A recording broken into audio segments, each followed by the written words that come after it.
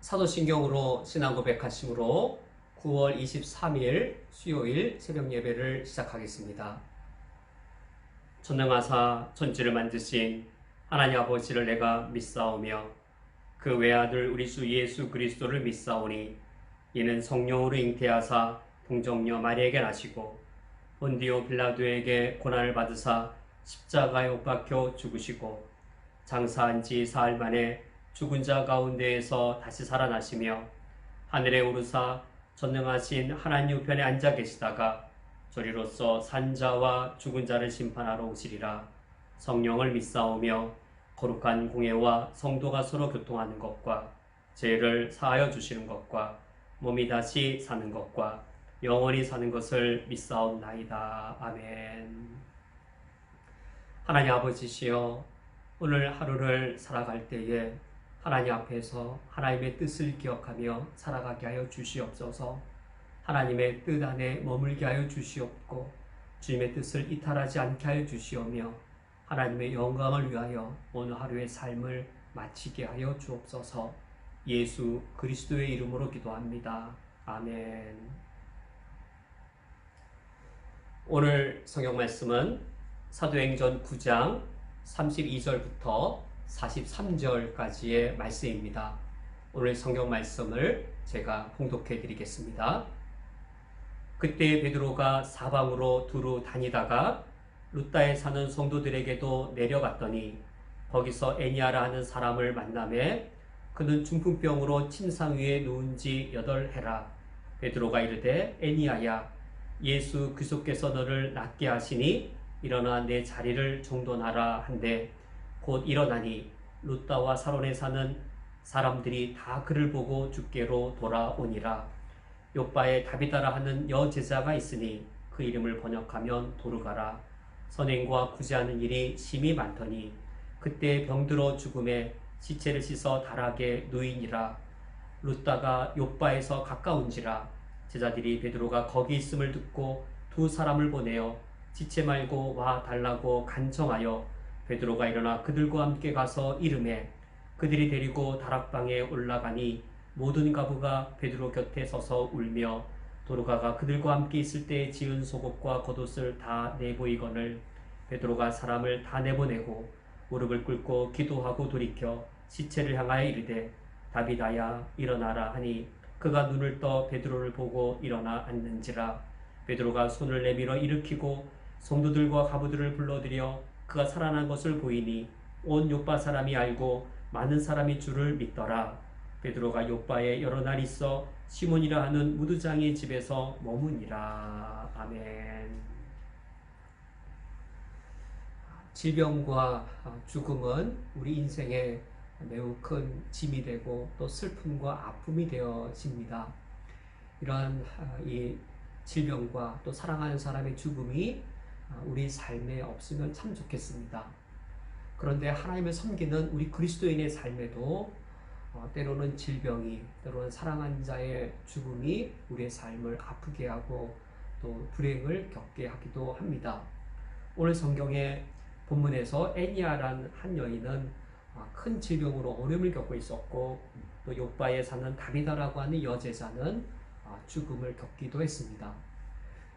우리 그리스도인의 삶에도 이처럼 그것이 질병일 수도 있겠고 때로는 가난일 수도 있겠고 인생의 아픔과 또 슬픔들이 찾아올 때가 있습니다. 그러나 우리가 기억해야 될 것은 우리 삶에 아픔과 슬픔이 있다면 그 시간에 그 순간에 하나님의 위로하심도 있다라는 사실입니다. 오늘 성경 본문에서 사도 베드로를 통하여 하나님의 은혜가 초자연적인 기적으로 임한 것을 보게 되었습니다. 이 애니아라는 여인은 루다에 살고 있었습니다. 사도 베드로가 그 루다에 이르렀을 때에 33절 말씀에 거기서 애니아라 하는 사람을 만나매 그는 중풍병으로 침상 위에 누운 지 8해라. 결코 짧지 아니한 8년 동안 그녀는 중풍병으로 큰 어려움을 겪고 있었습니다.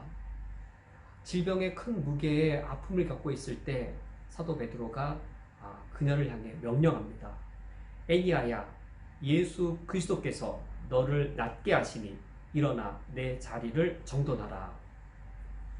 이와 같이 명령할 때에 그녀는 그 자리에서 일어나 그 자리를 정돈하게 되었습니다.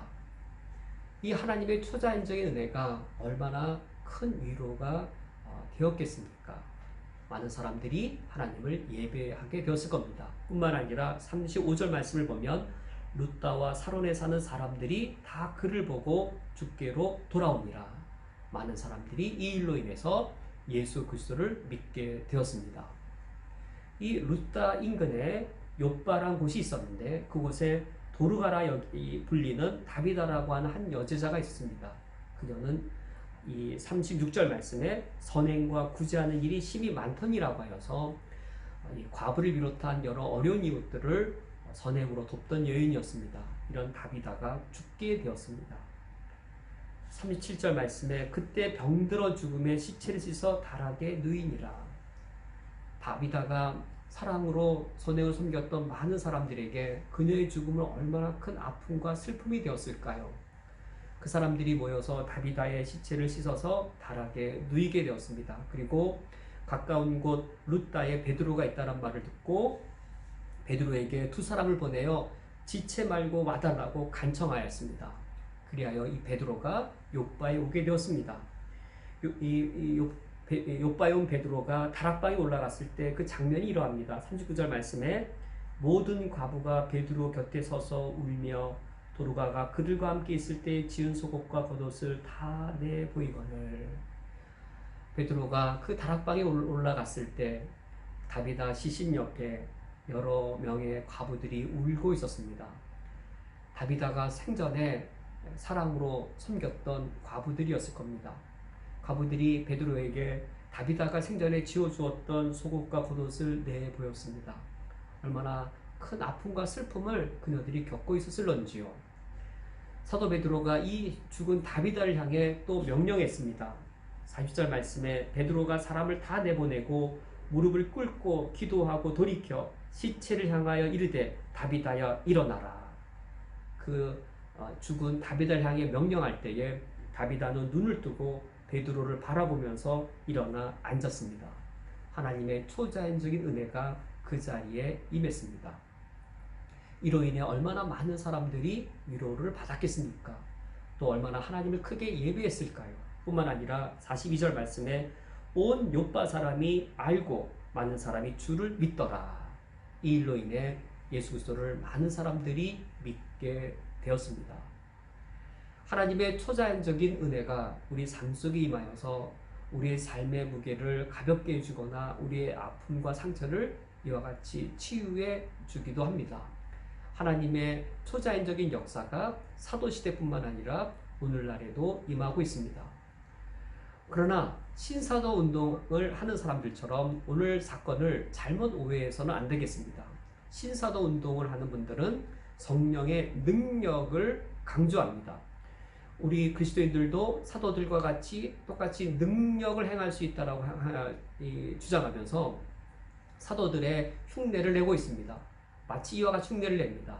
사도 베드로가 병든 애니야를 향해 명령하듯 애니야야 내 자리를 정돈하라, 일어나 정돈하라 라고 병자를 향해 명령하듯, 또 사도 베드로가 죽은 애니야를 향해 다비다야 일어나라, 죽은 이 다비다를 향해 명령하듯 다비다야 일어나라 와 같이 명령하듯 오늘날 신사도 운동을 하시는 분들도 우울주가 나갈지어다 라는 식으로 명령합니다. 그러나 오늘날 하나님의 초자연적 은혜가 이와 같이 우리가 명령하면 하나님의 은혜가 임하는 것처럼, 우리가 명령하면 하나님이 초자연적인 기적을 일으켜서야 하는 것처럼 그와 같은 방식으로 일어나지는 않습니다. 하나님은 모든 것이 가능하십니다. 그렇다고 해서 하나님이 모든 일을 행하시지는 않습니다. 하나님께 모든 일이 가능한 것과 하나님이 반드시 모든 일을 행하셔야 되는 것은 다른 사실입니다. 우리가 원할 때 우리가 명령하면 하나님이 모든 일을 행하실 수 있으므로 우리가 명령한 사건을 하나님이 행하셔야 되는 것은 아닙니다. 그렇다고 오늘날 초자연적인 역사가 없는 것도 아닙니다. 오늘날은 신사도 운동처럼 명령함으로 이루어지는 것이 아니라 우리가 하나님 아버지 앞에 기도할 때 기도의 응답의 형식으로 우리에게 이루어집니다. 오늘날 신의 은사가 있는가? 초자연적인 병난된 은사가 있는가? 있습니다. 하나님이 원하실 때 일어납니다.